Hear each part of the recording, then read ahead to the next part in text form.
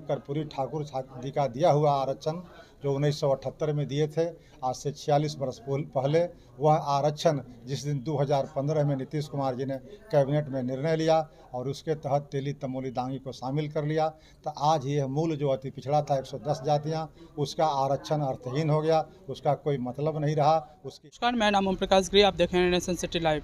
RJD MLC Rambali Singh ने आज press वार्ता के दौरान अपनी 5 सूत्री मांगों को लेकर के प्रेस वार्ता किया। उन्होंने कहा कि 2 अक्टूबर से लेकर के 7 अक्टूबर तक आंदोलन करेंगे, पद यात्रा निकालेंगे। पहले उनकी बातों को सुनते हैं, उन्होंने क्या कुछ कहा कि आज हम लोग लगभग 110 जातियों के प्रतिनिधि और संगठन का नाम है अति पिछड़ा आरक्षण संघर्ष मोर्चा। तो अति पिछड़ा आरक्षण बचाओ संघर्ष मोर्चा के तत्वाधान में हम लोग की ये प्रेस वार्ता थी। उसमें कई महत्वपूर्ण साथी आए हुए हैं।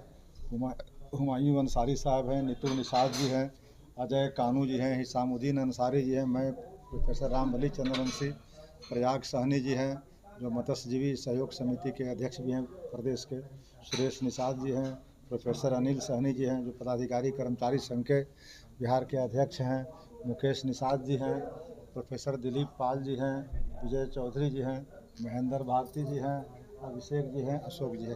तो ये सभी लोग 110 जातियों के प्रतिनिधि हैं। और आज की प्रेस वार्ता का मुख्य उद्देश्य था कि हम लोगों ने पहले तय किया है कि आगामी 2 अक्टूबर 2023 यानी गांधी जयंती के अवसर पर जो कर्पूरी जी का जननायक कर्पूरी ठाकुर का जो जन्मस्थली है वो कर्पूरी ग्राम के नाम से आज जाना जाता है, पहले पितौंझिया उसका नाम था। वहीं से हम लोग 5 सूत्री मांगों के लिए तेली तमोली दांगी को मूल अति पिछड़ा की श्रेणी से अलग करने और सहित 5 सूत्री मांगों के लिए हम लोग पदयात्रा कर रहे हैं। पदयात्रा हम लोग को वहाँ से प्रारंभ होगी और पदयात्रा की शुरुआत यानी हरी झंडी दिखा करके जननायक ठाकुर के कर्पूरी ठाकुर के जो प्रथम सुपुत्र थे, आज के तारीख में वे माननीय सांसद भी हैं रामनाथ ठाकुर जी, हरी झंडी दिखा करके उस पदयात्रा को रवाना करेंगे। पदयात्रा अपने 5 सूत्री मांगों के लिए वहां से चलते चलते विभिन्न पड़ावों पर होते हुए वैशाली होते हुए पटना में 7 अक्टूबर को मिलर हाई स्कूल मैदान में समापन समारोह करेगी।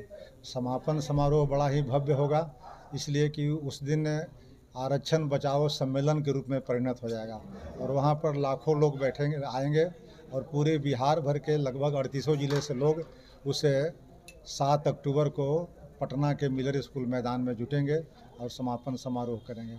हम लोग की जो 5 सूत्री मांगे हैं वह प्रमुख रूप से पहला मांग है तेली तमोली दांगी को मूल अति पिछड़ा श्रेणी से अलग करो। और अलग करने का मतलब ही नहीं है कि उनको हमने जाति से निकालने की बात की है।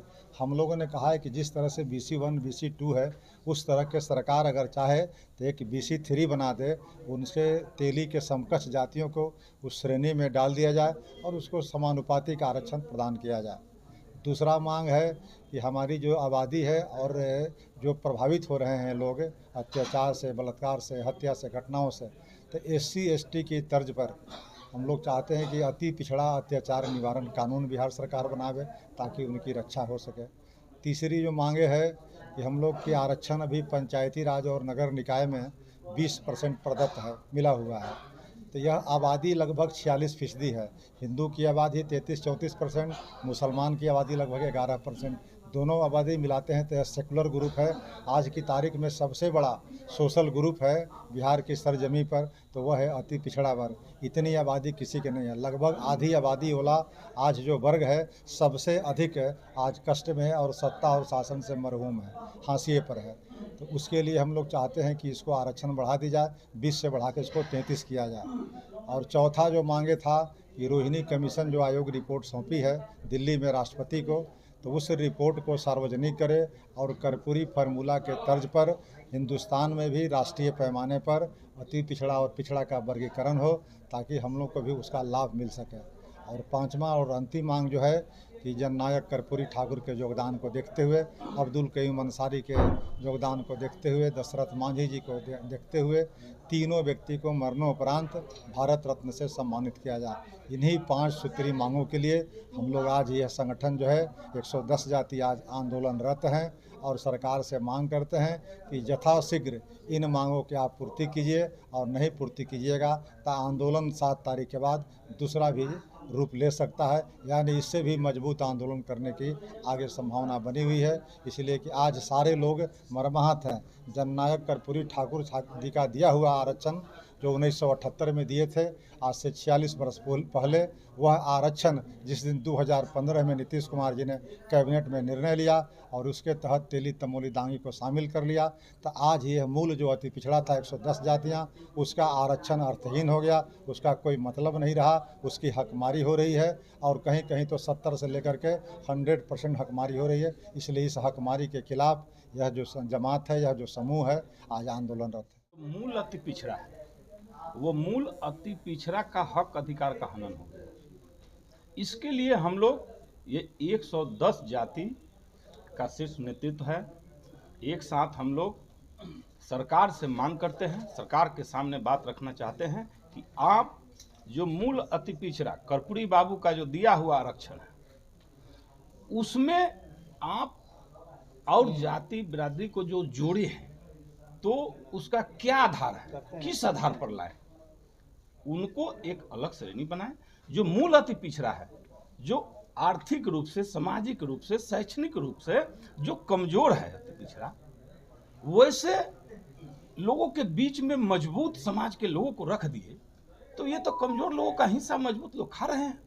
इसलिए सरकार से आपके माध्यम से हम मांग करते हैं कि इस पर पुनः विचार होना चाहिए और मूल अति पिछड़ा जो गरीब है, लाचार है, वंचित है, उसके हक अधिकार को देना होगा सरकार को। अगर कमजोर किसको कह रहे हैं, मजबूत किसको कह रहे हैं? मूल अति पिछड़ा में जो 110 जाति है वो कमजोर है, तेली है, तमोली है, दांगी है, ये लोग संपन्न बिरादरी के लोग हैं। दूसरे राज्य में इनका देखा जाए आंकड़ा कि ये किस कैटेगरी में है और बिहार में कौन आधार पर रखा गया उनको। सरकार से हम लोग जवाब मांग रहे हैं कि इनका क्या रिपोर्ट है, कैसे ये आर्थिक रूप से, सामाजिक रूप से कमजोर है।